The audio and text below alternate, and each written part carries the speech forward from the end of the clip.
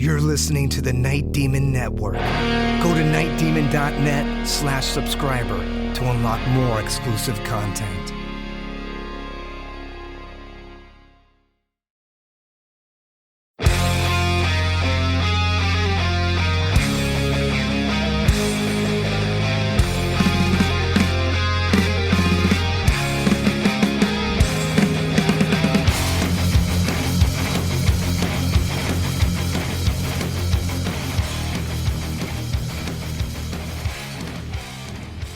Hello and welcome to the Night Demon Heavy Metal Podcast. I'm your host Nesbit, and today we pick it up with Frost and Fire 5. So Frost and Fire returns to Ventura, California. A return to California, a return to Ventura, and a return to the original Frost and Fire venue, the Bombay. This is Frost and Fire 5.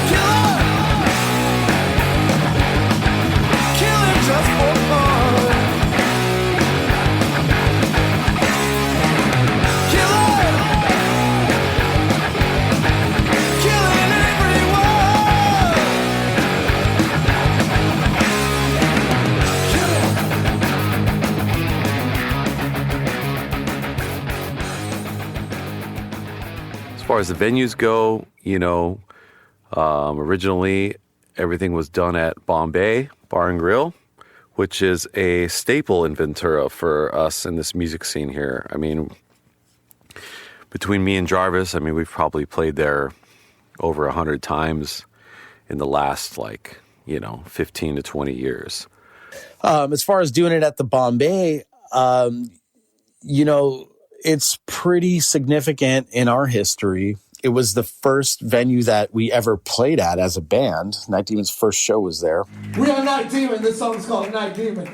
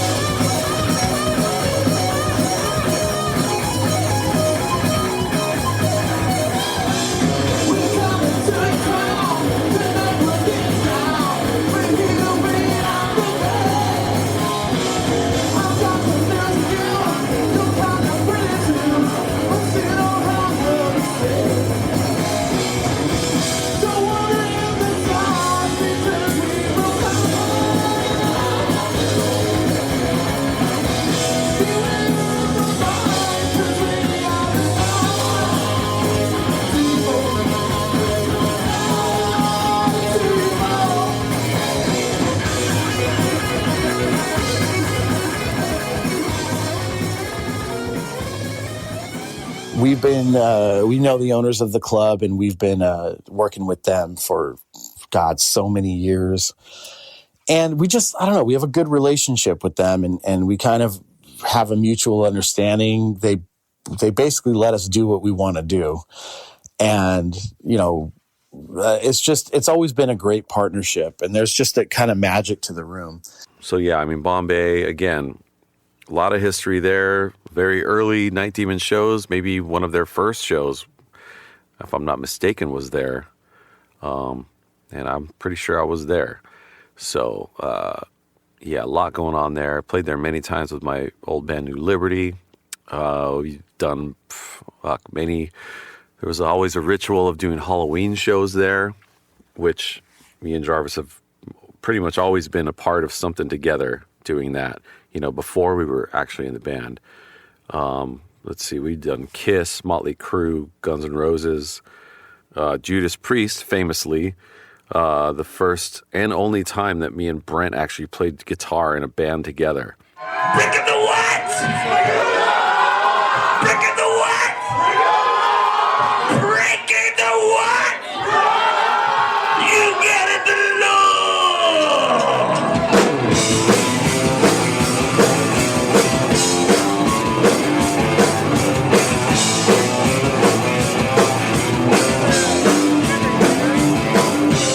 There I was completely wasted, out of working down. All inside, I'm so frustrated as an mountain town.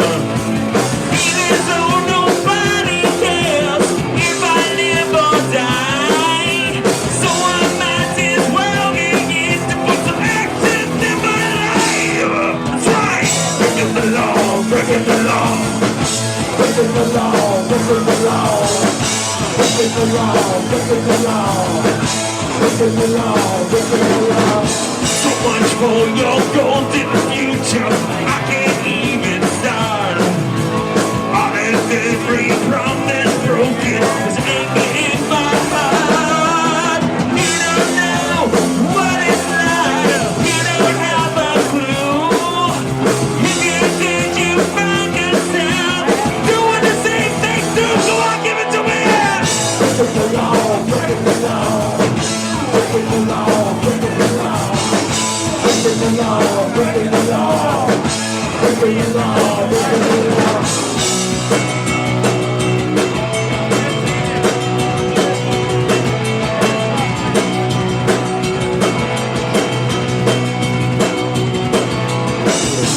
You don't know what it's like.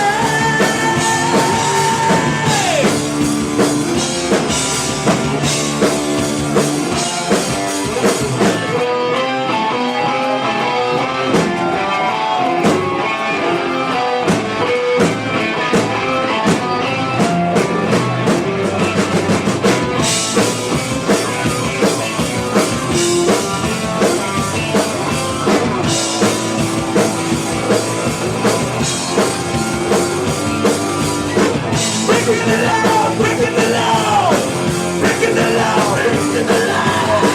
Breaking the law, breaking the law. Breaking the law, breaking the law. Breaking the law, breaking the law. Breaking the law, breaking the law. Breaking the law, breaking the law.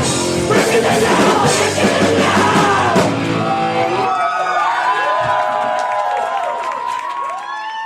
Yeah, that was interesting. They were one of the few venues, it's interesting in this area, things always kind of, the scene, it's like a wave, Things are really good for a while, the wave is high, the crest is going, and then it's about to crash, and then things kind of just like suck back out like a vacuum, So venues come and go, and that's always been a problem around here, having venues with, a good sound system and a stage, and that supported live music, especially in the more rock metal side, So at the time, they were still, there was a lot going on over there as far as music. They've got 2 stages there, which is a cool thing about that venue. So basically the way it runs is, got a band on the front, and while that band's playing, the band in the back is setting up. So there's no overlapping. And it's just a back and forth thing, The way that it's set up is there's a very small stage in the front, and then there's a back room with a slightly bigger stage, but the room is a bit smaller. So everything's connected, though. And the way that we've done it with Frost and Fire, at every edition, in every country, every year, we have never once run 2 bands simultaneously. So having 2 stages here is really nice, because once a band finishes on one stage, the next band starts on the other stage. So it's a real kind of seamless thing. It's a seamless flow going back and forth. And it just works really well. You could put more bands on in the day and not have to worry about, I mean, the people that come to these things, they want to see every band. So it sucks to make them have to decide what they want to go see.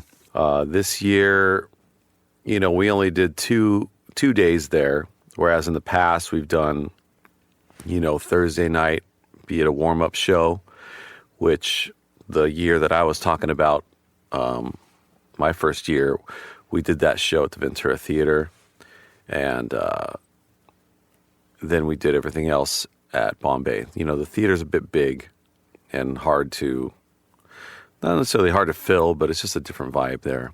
The Bombay thing's really kind of personal, and all the bands are hanging out with everybody on the floor, ordering beers together.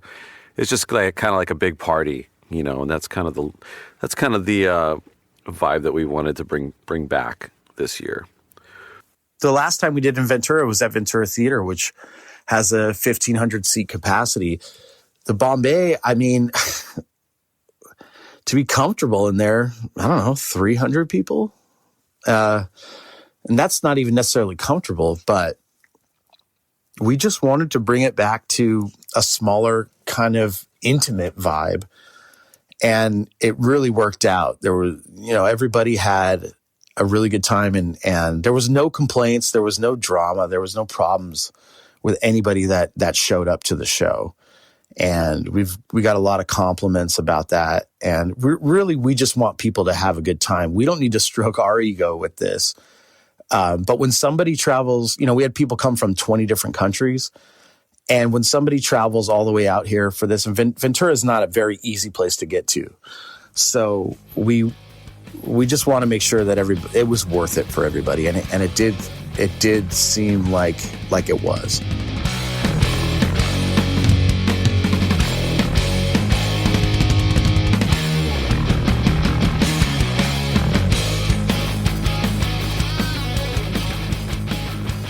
Yeah, so we were all kind of spread out. Well,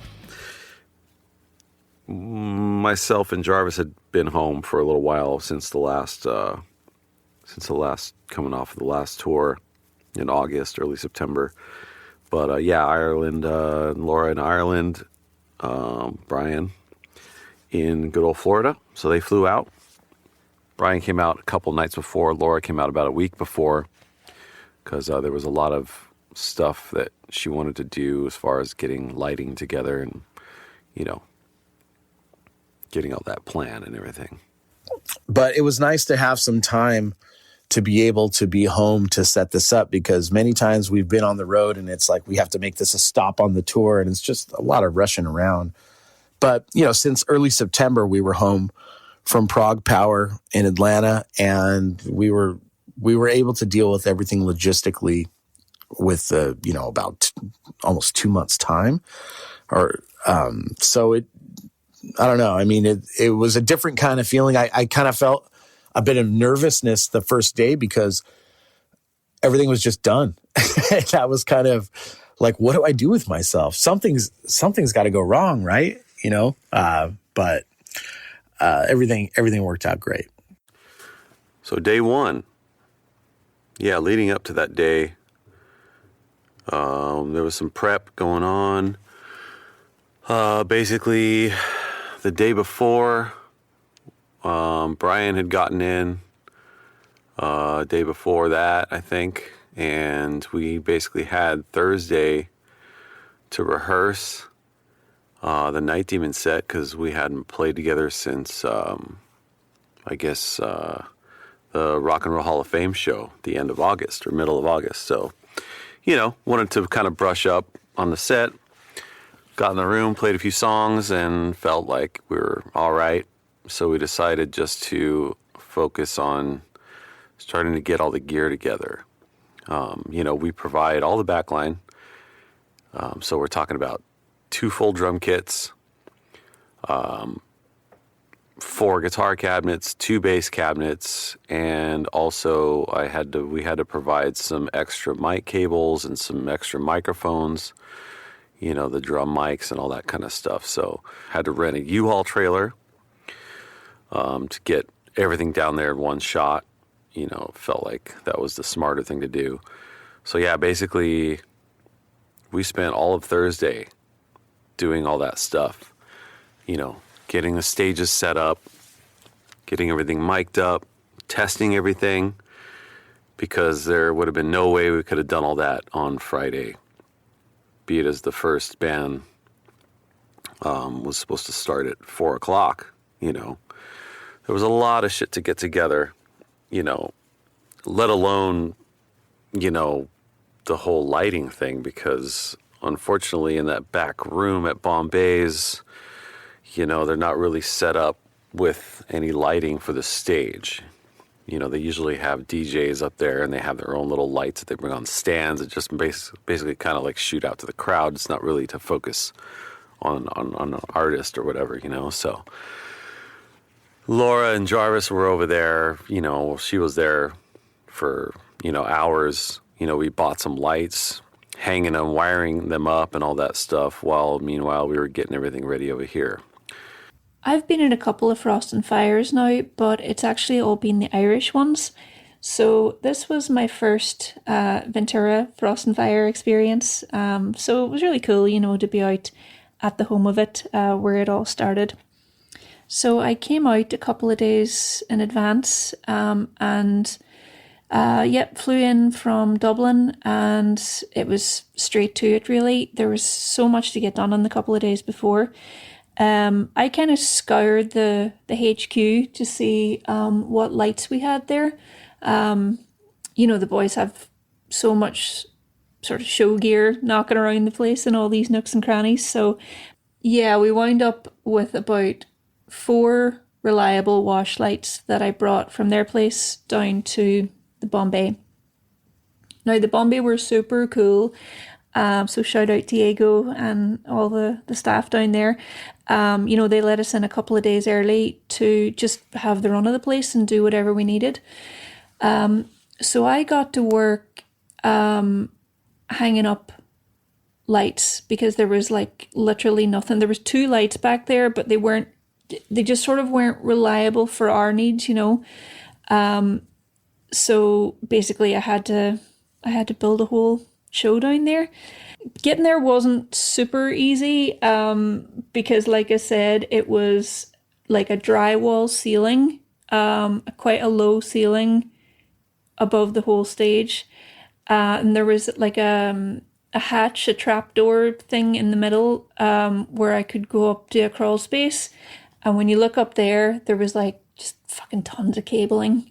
So I didn't have a stud finder, so what I wound up doing is getting a tape measure from Diego and like eyeballing and using the tape to go, okay, there's a big scary cable, how far is that, and where's the stud, and like doing the old sort of knock test on the drywall below and marking where I would drill in to put our wash lights from the studio.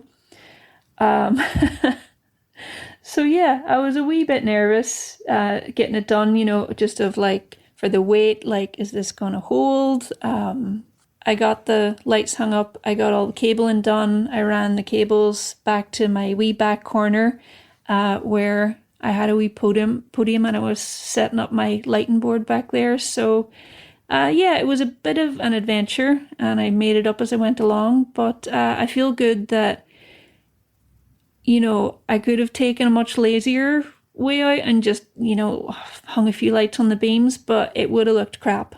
So that extra effort, I feel like, really made it, it certainly wasn't the greatest light show on earth, but it was like 100-fold better. Just pretty proud of myself that I did the work and I made it happen. I had to hang the t-shirts on like a fence on the back. So I was selling for Night Demon, for Sarah Thungle the next day, and I was selling the festival shirts. So 3 designs of that. Brian Craybaugh did the art for the poster and the t-shirts, and essentially it depicts Elric, which is, the character on the Sarah Thungle album covers, and Eugene from the Curse of the Damned album cover. It's like a scene at the Ventura Pier where like Elric's there holding a sword, and Eugene comes up out of the ground with an axe, kind of like resurrected, because we called it Frost and Fire 5, The Return, since it is our return to Ventura. But Brian's done a lot of great art for us, and we've talked about him a lot on the podcast, so he's always reliable. And I just wanted it kind of old school looking, black and white. The poster, too, just kind of like an old show flyer, because that's kind of how we were treating this thing. It's kind of not embarrassing, but I don't really want to call it a festival. I mean, we didn't even have any vendors this year. We were just kind of making it about the bands. It's just a really cool show is really what it is. I'm glad to say that once doors opened, I think it was about 3, it sounds really twee, but it made it all worthwhile because everybody was just in such great form. The crowds start rolling in, like everybody's getting back together. There's all these friends from I think it was 22 countries or something showed up there. And there was just immediately this lovely atmosphere. People were buzzing to be there. The bands were buzzing to be there. People were excited to see their favorite bands. And it's like an intimate setting. And it was warm and cozy and lovely. And honestly, it just blew away all that stress and, crap from the morning. So yeah, Frost and Fire, it really is a special one. So let's go through the lineup of that day. The first band, so there's a band from LA called Saber, and they were supposed to be on the bill. They're great. They actually broke up about a month before, I don't know, maybe a couple months before the event happened, which is unfortunate. I hate to see bands break up, especially young bands, young promising bands. We have too many young bands in the scene that are not sticking it out for whatever reason. And that's their prerogative for sure. But we need more bands. We need more great new bands. So Saber couldn't make it. So, man, I was able to... There's a band that we've been trying to get since the first year, basically. They're kind of a viral sensation, if you will, on the internet for having probably one of the worst music videos of all time. And to be honest, the song is pretty cheesy too. It's a band from San Diego County, California called Wally World. We absolutely cannot talk about Frost and Fire without talking about the band that kicked it all off this year, and that is the one and only Wally World. If you don't know, Wally World is a band that's been around for probably 30 years at this point, and their claim to fame is a music video and song called Raise Some Cane on YouTube, and there's no words that I can use to give it justice. Just go watch it. Let's raise some ruckus, baby. What do you say? Let's raise some hell. Let's raise some hell. I say let's raise some ruckus. No, I say let's raise some cane. Let's raise some cane!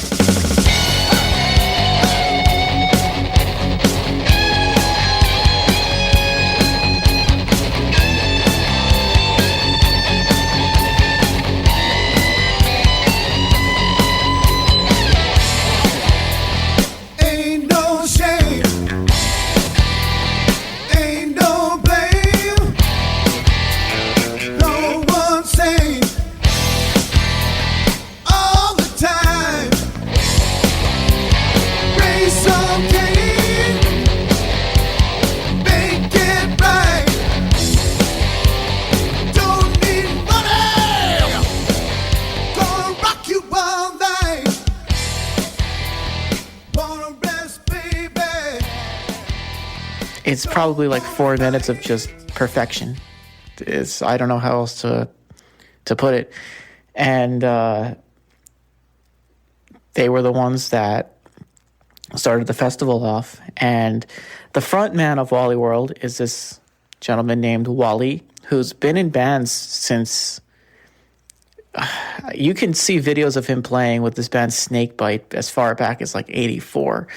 So he's definitely been around the block, at least the block of wherever they're from. So they've never toured. They've never played outside of their hometown, as far as I'm aware. I think it's San Diego or something like that.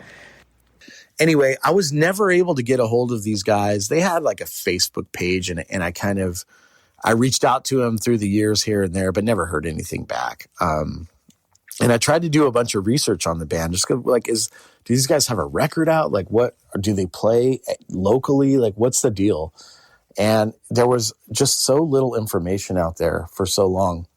However, earlier this year, I saw that they had an Instagram page and they were starting to post a lot of stuff. So I just inquired through Instagram and said, hey, would you like to come out and play Frost and Fire and replace this band that broke up? And they went for it. We proceeded to have some conversations to the lead up of the fest, and come to find out they've had all these offers from around the world to go to Japan and all kinds of stuff, Australia, and they're kind of just guys that live on the beach, and they really didn't have any interest in doing that. But they wanted to come up and play for us. So I was super excited because this was like an ace in the hole. Like when we announced this, I've got a bunch of phone calls like, what in the hell? How did you actually get these guys? How'd you find these guys? So it was a cool thing. And it was like, I was really excited about it just for the novelty factor of it. So let's talk about the day of the show. These guys are the first band. I kind of recommended they could show up as early as noon. Their set time was at 4 p.m. Well, the drummer and the bass player ended up showing up, 30 minutes before doors. And Wally, the main guy, singer and guitarist, he didn't show up until like 15 minutes into their set. So they were the first band. We're there. We get there at like noon, fire everything up, make sure everything's working. Sound guys get them, what they need. We're waiting. Those guys are supposed to be there around 2 o'clock. 2 o'clock comes, and they're not here. So 2:30, 3 o'clock, the band members show up, which is the bass player and the drummer. Now, if you watch the video from that song that I mentioned, you will notice that there's more members at that time. I think another guitar player, and Wally was just singing.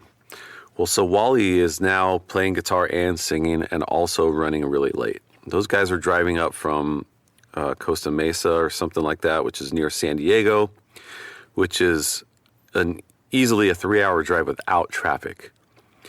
So this is Friday in the afternoon. You should count on like 4 hours for that drive. Well, obviously they didn't, because Wally didn't get there until, about 4:15. They were supposed to go on at 4.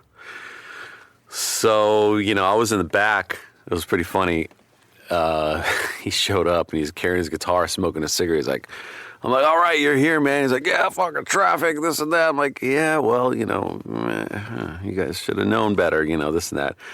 But he's just kind of strolling up, taking his time, smoking a cigarette. We're like, dude, you guys are already 15 minutes late. You have a half an hour set. Like, you're going to get up there and play one song? So we kind of decided, well, let's give him a little extra time, because the good thing about the way we had this thing set up is having the bands, the back and forth thing is that, for example, there would be a changeover while the other band's playing in the back. The band up front has, minimum 30 minutes, I would say, to change over. So we kind of figured some of the changeovers were a lot longer than probably the bands would need, so we could make up some time if we ended up going over the time schedule, which, you don't want to start your festival late. It's like the beginning. It's like the first band and you're already behind schedule. So anyway, so we rush him up there, and, of course, he's complaining that he's having sound problems. He can't hear himself singing, but it's like, man, we just didn't have the time, we just got him up there. And so they played like 2 songs, and they're like, well, I guess that's it. And I was like, no, we talked to Jarvis, like, let's give him a couple more, whatever. We'll make it up on some other times, some other changeovers, So they got up there, played some kind of bluesy stuff.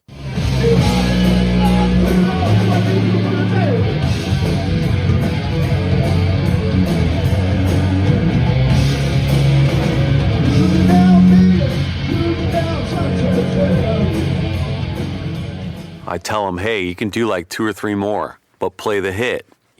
Everybody wants to hear the song. That's what they're there for. They want to see the novelty of that song, and it's a cool song.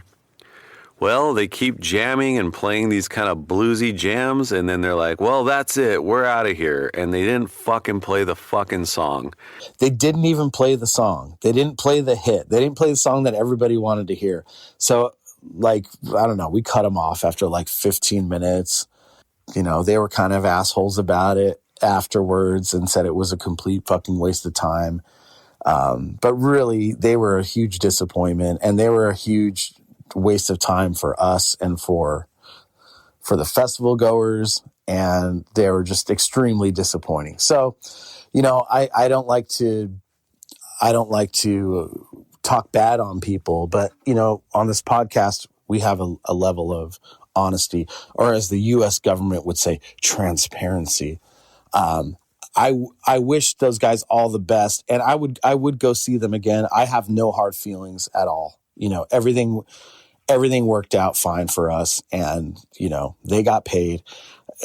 It's fine. It was just I was just so looking forward to it, and that's why it was so disappointing the way that things went down like that. So, but it is what it is, and we have a story about it, right?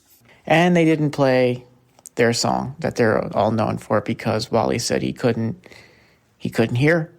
And maybe if they had showed up on time, he would have gotten a sound check. And they played about 3 songs, and everybody was waiting for Raise Some Cane, and just never happened. So unfortunately, Frost and Fire did not start off to a perfect start, but Bloodstar was next, and this is when things really began. Well, that's it for this week. Next week, we'll pick it up and get right into the next band on the lineup, Bloodstar.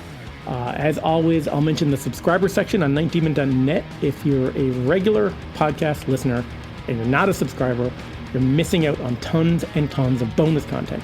Hundreds of live tracks, full shows, videos, unreleased tracks. More info on the website, how you can become a member and get access to all of that bonus content. That's nightdemon.net for more info. Until next time, this is Nesbitt signing off. Continue the fight. Reach for the light. The path you must go into the great unknown. No warning. Still craving to kill the pain. You're going insane. No warning. Still craving to kill the pain. Your life's not in vain.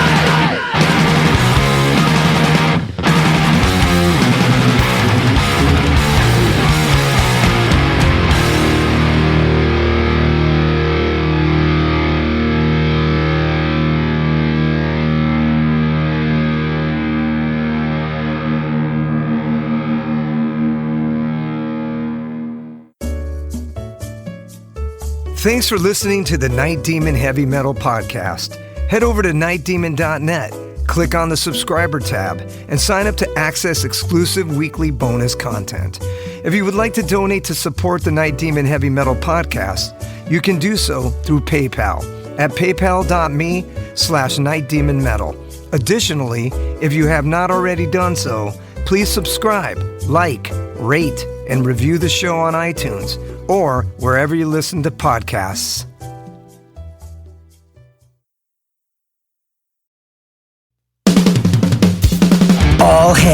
Night Demon Heavy Metal Podcast listeners. This is Dusty Squires chiming in to tell you about my brand new signature sticks from the London Drumstick Company. I've dreamt of having my very own drumsticks ever since I was a wee lad, and LDC made that a possibility for me. Founded in 2016 in London, England, the birthplace of heavy metal, the London Drumstick Company has trailblazed a path through the music industry and taken the drummer world by storm. When I met them for the first time, they knew their product was going to withstand the beatings of a Night Demon show. They took the time to work with me on getting everything just right. The balance and weight of my sticks are the same no matter what, and the durability is bar none the best I've ever had. I know my sticks will last through the set night after night. I'm truly honored to work with a company that caters to their players the way LDC does. Their innovation and attention to detail is what separates them from the rest of the stick makers out there. Their custom stick sleeves are unbelievable and really make the entire presentation complete. Wait until you see the design they came up with for me. It blew my mind and was a surprise to say the least. They have all kinds of amazing swag, including hoodies, t-shirts, drummer shorts, drum keys, stick bags, towels, face masks, practice pads, and much, much more. Even if you're not a drummer, you can be a part of Demon history and order my brand new signature sticks direct from their website. How cool is that? And to top it off, the London Drumstick Company are giving an exclusive offer to the Night Demon Heavy Metal Podcast listeners. Go to londondrumsticks.co.uk and receive a 15% store-wide discount using promo code DEMONSTICKS. All capital letters, no spaces, Demon Sticks. DEMONSTICKS. I can't thank everyone there enough for the opportunity to be a part of their family and for them trusting me with their amazing products. See you metal maniacs on the road very soon. And yes, the wood chips will be flying.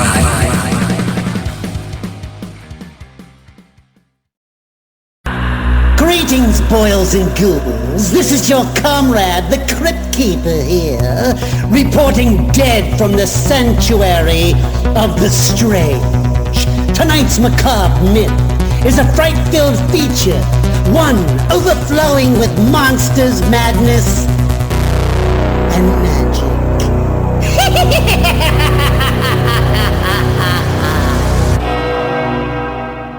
Visit our website at monstersmadnessandmagic.com to stay up to date on all the dark dealings within the sanctuary of the strange. Enjoy the show. Hey Metalheads, I'm Mark and I host the Metal Forge. Let me tell you about the show. The Metal Forge features the best underground metal from all over the world. We spend every week with a different artist with interviews, in-depth conversations, and most of all, the music. We also feature audience interactivity where you can submit your questions to the upcoming guests. New episodes are out every Friday at noon Eastern Time at metalforgeradio.com or wherever you listen to your podcasts.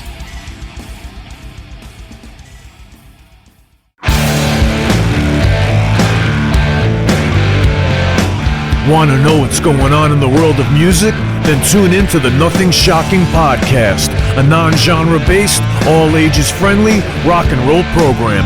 Join us weekly for interviews with all your favorite rock stars from the mainstream to the underground. You can find us at nothingshocking.libsyn.com or anywhere you download podcasts.